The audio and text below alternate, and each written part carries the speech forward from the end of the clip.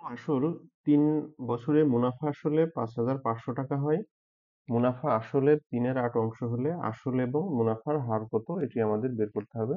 তাহলে এই অঙ্কের ২টি অংশ, একটি হচ্ছে আসল এবং আরেকটি অংশ হচ্ছে হার বের করতে হবে।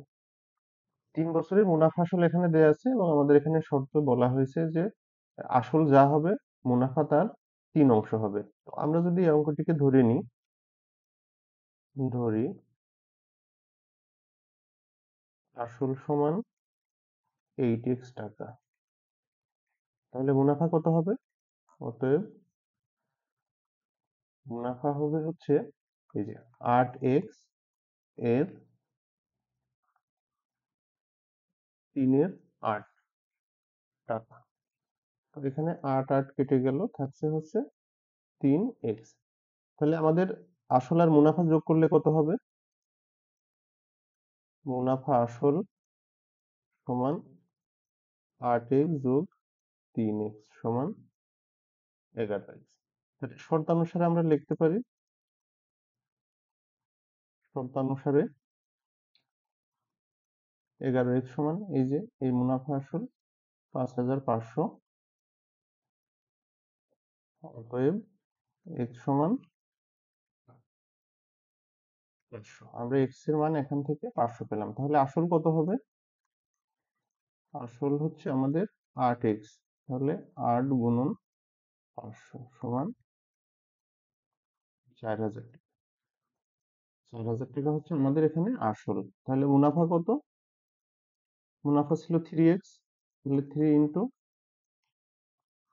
500, তাহলে 3×5 1500 টাকা।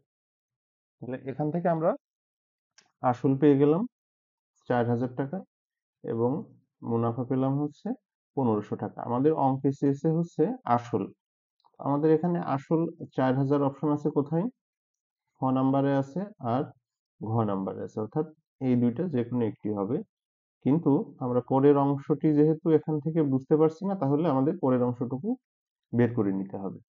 হারের একটি সূত্র আছে, আমরা জানি হার সমান 100 গুণন সুদ ডিভাইডেড বাই আসল গুণন সময়। এটি হচ্ছে সূত্র। আমরা মানগুলো বসিয়ে দিই। আমাদের এখান থেকে সুদ কত বের হয়েছে? সুদ বের হয়েছে হচ্ছে 1500 টাকা। আসল ছিল কত?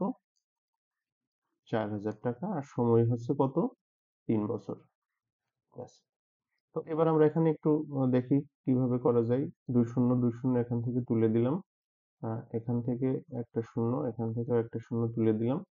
এবার 3 150 এর মধ্যে যায় হচ্ছে 50 বার। তাহলে আমাদের এখানে থাকছে 50 এর 4। তাহলে 4 50 এর মধ্যে যায়, 4 12 48, 2 থাকে, 4 5 20। তাহলে 12.50। তাহলে 12.50 কোথায় আছে?